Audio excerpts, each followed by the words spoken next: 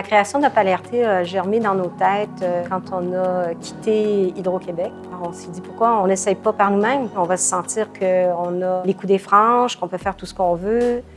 C'est ce qu'on pense au début.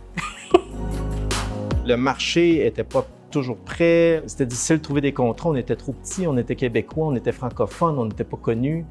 Il y a eu vraiment un gros effort d'avoir une grosse notoriété forte avant que ça fonctionne. Parce que nous, on avait une solution, mais on n'avait pas le problème encore. Donc... J'ai commencé chez OPAL en 97. Jean et Lise cherchaient leur premier stagiaire. Donc, ils m'ont fait une offre pour rentrer comme stagiaire en janvier 98. Par contre, Jean m'a dit « Est-ce que c'est possible de rentrer un peu avant? » Ça a été ma première expérience OPAL. J'ai terminé mon examen à 11h30 le matin. Puis à 1h, j'étais rendu chez OPAL pour travailler jusqu'à 6h le soir.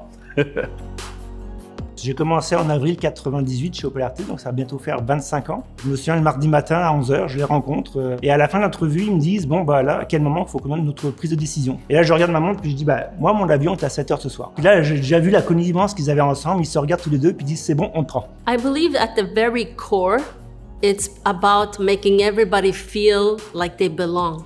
That they're here at the right time, at the right place, and that they're part of a bigger cause that wouldn't be what it is without them.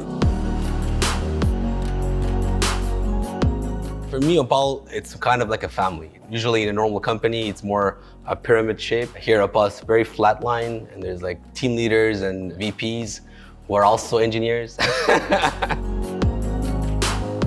Jean venait nous voir le matin, le midi, le soir, tous les jours, il arrivait avec des idées différentes. Et avec Gaspard, on avait développé une technique de comprendre qui fait que Jean nous parle 5 fois de suite de cette idée-là avant réellement qu'on commence à travailler dessus. C'est vraiment quelque chose de très très différent, c'est très familial, je dirais, compagnie très très familiale. Il y a beaucoup de tours aussi qui sont joués entre les différentes personnes. On est capable de rire de nous-mêmes et on est capable de rire des autres et avec les autres aussi également.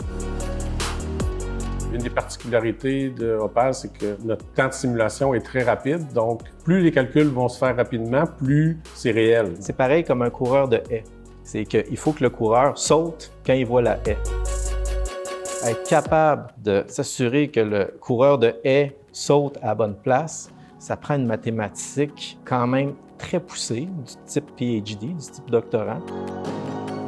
Toutes les semaines, on découvre des trucs. À tous les mois, on fait des progrès. C'est une technologie dont on parle, mais qu'on va parler de plus en plus dans les prochaines années et qui va répondre, je pense, aux enjeux profonds de société liés à tout ce qui est l'environnement. OPAL's clients are basically the biggest innovators in the world, I think. One of our main value adds is that we've worked in the past with customers who maybe nobody else wanted to work with. So maybe we don't have the answers too, but we have a lot of really intelligent people that work at the company who can help.